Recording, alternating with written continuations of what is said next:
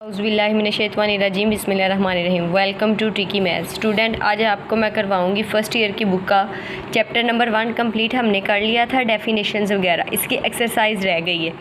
इसकी एक्सरसाइज बहुत इजी है और ये शॉर्ट क्वेश्चन के लिए जो है वो इम्पोर्टेंट भी है।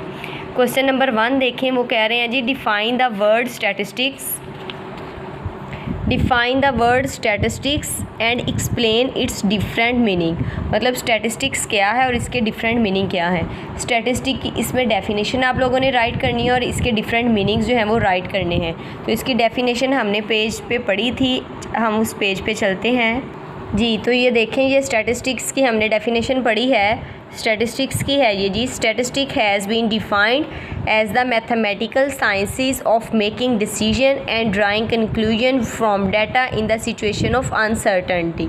ठीक है, ये आ जाएगा। अब इसमें शामिल क्या क्या है? It includes designing of experiment, collection, organisation, summarisation, analysis and interpretation of numerical data. तो ये स्टैटिस्टिकल की जो है वो डेफिनेशन आ जाएगी। तकरीबन ये इतनी ही इसकी डेफिनेशन, और जो उन्होंने क्वेश्चन पूछा है आप इतना ही राइट करेंगे तो ये आपका क्वेश्चन जो है वो हो जाएगा शॉर्ट के लिए अटैम्प्ट। नेक्स्ट है जी second, define the following terms. इसमें फॉलोइंग टर्म्स जो हैं उनको बताना है। तो ये है जी पॉपुलेशन एंड सैम्पल।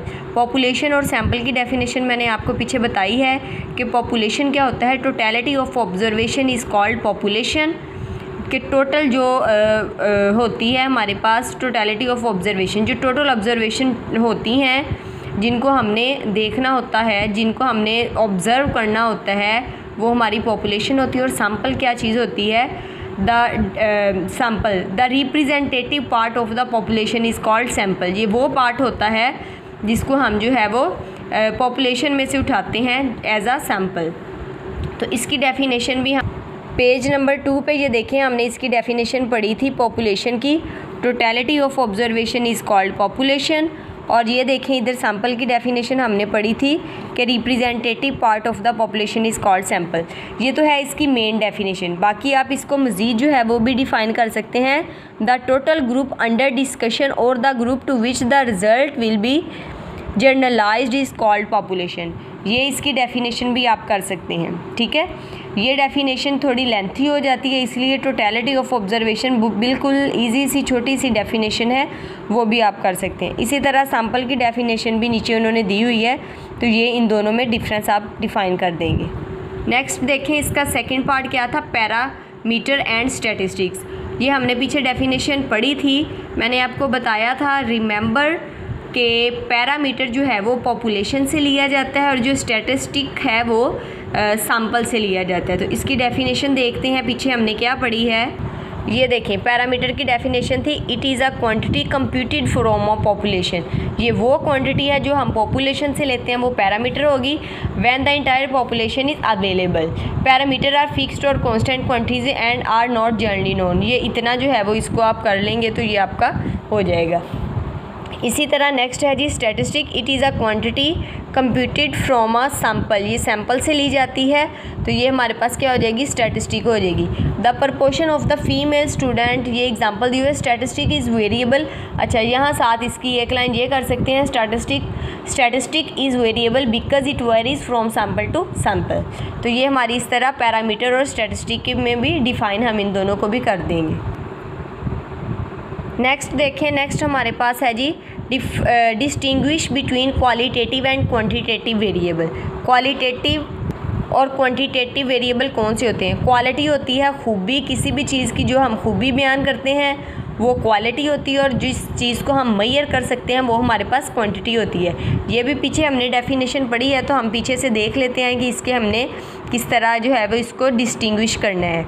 अच्छा, जब ये आएगा ना डिस्टिंग्विश बिटवीन, तो यहाँ पे क्या करना है? आपने मार्जिन लाइन लगा के एक साइड पे एक चीज़ राइट करनी है, दूसरी साइड पे दूसरी चीज़ राइट करनी है। तो वो जो है वो अच्छी तरह जो है उसको हम डिफ़ाइन कर सकते हैं। वो उसका डिफरेंस जो है वो उस तरह अच्छा लगेगा, बजाय इसके कि आप जो है वो वैसे ही जो है उसको राइट करें। ये देखें, यहाँ पे आपने पढ़ा था क्वालिटेटिव वेरिएबल और क्वांटिटेटिव। क्वांटिटेटिव वेरिएबल क्या है? Quantitative variable is one which is capable of assuming a numerical values. इसमें न्यूमेरिकल वैल्यूज़ होती हैं क्वांटिटेटिव में, ठीक है। और ये देखें नीचे है जी क्वालिटेटिव। क्वालिटेटिव क्या है? Qualitative variable also known as categorical variable is one which is not capable of taking numerical measurement. मतलब इसमें न्यूमेरिकल मेजरमेंट नहीं होती। इसकी एग्जांपल में जैसे जेंडर हम लोग राइट करते हैं, कोई कलर आ जाता है, या जो है वो जनरल नॉलेज वगैरह सारी चीज़ें आ सकती हैं। नेक्स्ट ये देखिए हमारे पास क्वेश्चन 1.4 है, write the following using a summation sign and appropriate index. अब इसको सॉल्व करना है तो ये कैसे होगा, ये हम करते हैं सॉल्व। अब इसको जी ए पार्ट हमें गिवन है y3 + y4 + so on + y15। तो इसको समीशन में कैसे लिखेंगे? समीशन लिखेंगे आप यहाँ पे i जो है वो कहाँ से स्टार्ट हो रहा है? 3 से, और ये कहाँ तक जा रहा है? नेक्स्ट ये 15 तक जा रहा है। समीशन i जो है 3 to 15, और यहाँ पे क्या आ जाएगा? yi। सही है, I मीन्स ये वेरी कर रहा है, और वेरी ये कहाँ से कर रहा है? 3 से लेके 15 तक।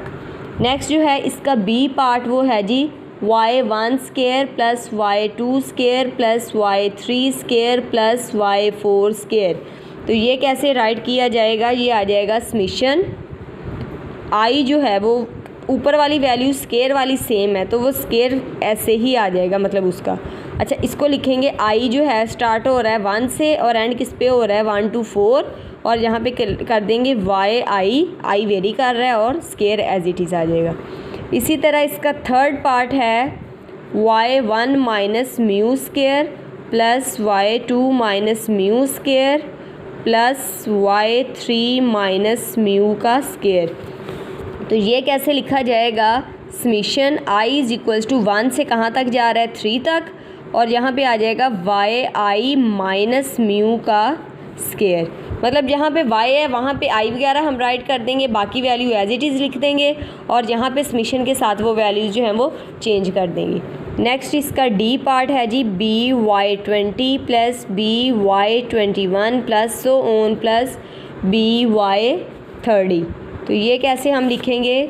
समीशन i = 20 से लेके कहाँ तक जा रहा है? 30 तक, और यहाँ पे by राइट कर देंगे। इस तरह ये हमारा क्वेश्चन 1.4 जो है वो कंप्लीट हो जाएगा। नेक्स्ट देखें, इसका सेकंड पार्ट है expand the following summations and product. अब इसको एक्सपैंड करना है, ठीक है। तो ये कैसे एक्सपैंड होगा? ए पार्ट है इसका समीशन i = 1 to 5 yi, मतलब सम है, समीशन है, और ये yi है, और i 1 से 5 तक। तो ये हो जाएगा y1 + y2 + y3 + y4 + y5, ठीक है। ये इस तरह एक्सपैंड हो जाएगा। बस इतना ही सॉल्व होना है। सेकंड पार्ट है इसका summation i = 5 to 8 yi - mu. तो ये कैसे हो जाएगा? जब इसको हम एक्सपैंड करेंगे तो ये हो जाएगा y1 - म्यू प्लस, क्योंकि समीशन है तो प्लस आएगा, y2 - mu, sorry y5 y6 plus y7 - mu plus y8 - mu. तो ये इस तरह हो जाएगा y5 - mu plus y6 - mu plus y7 - mu plus y8 - mu. इसी तरह इसका सी पार्ट है जी हमारे पास summation i = 1 to 3 yi square. तो ये क्या हो जाएगा? y1 square plus y2 square plus y3 square. तो ये इस तरह हमारे पास y1 square plus y2 square plus y3 square की फॉर्म में आ जाएगा। इसी तरह इसका डी पार्ट देखते हैं हम। इसका डी पार्ट है हमारे पास, इसका डी पार्ट दिया हुआ है समीशन i = 2 to 4 yi -9। तो ये हो जाएगा y2 - 9 plus y3 - 9 plus y4 - 9, ठीक है। नेक्स्ट है जी हमारे पास ई पार्ट। पहले तो थे हमारे पास सारे समीशन वाले, अब ये है प्रोडक्ट वाला। i = 1 to 3 yi। तो ये क्या होगा? y1 प्रोडक्ट का साइन y2 और प्रोडक्ट का साइन साथ y3 आ जाएगा। इसी तरह इसका f पार्ट है, प्रोडक्ट है i is equal to 3 to 6 a y i का स्केयर, तो ये क्या हो जाएगा a y1 square plus a whole square है y2 स्केयर, ये है 3 to 6, यहाँ पे आ जाएगा 3, यहाँ पे आ जाएगा 4 plus a y5 square plus a y6 का स्केयर। ठीक है, नेक्स्ट है जी इसका g part, summation i is equal to 2 to 4 x i minus Y I, तो ये अब पहले तो था एक वैल्यू के साथ, इसमें दोनों वैल्यूज़ के साथ है, तो ये हो जाएगा x1 minus x2 minus y2, product है जी x3 माइनस y3 और प्रोडक्ट आ जाएगा x4 माइनस y4। ठीक है, तो ये इस तरह हमारे क्वेश्चन सॉल्व हो जाएंगे। नेक्स्ट क्वेश्चन देखें जी, वो कह रहे हैं classify the following as categorical, discrete and continuous variable. ये बताना है हमने। फर्स्ट ऑफ ऑल है हमारे पास सेक्स ऑफ एन इंसेक्ट्स। ये क्या है? सेक्स है। सेक्स के बारे में जब बात होगी तो वो क्या होगा? हमारे पास कैटागोरिकल वेरिएबल होगा। ठीक है, तो यहाँ पे हम क्या लिख देंगे? ये क्या है हमारे पास? Categorical variable. नेक्स्ट है जी वेट ऑफ प्लांट्स।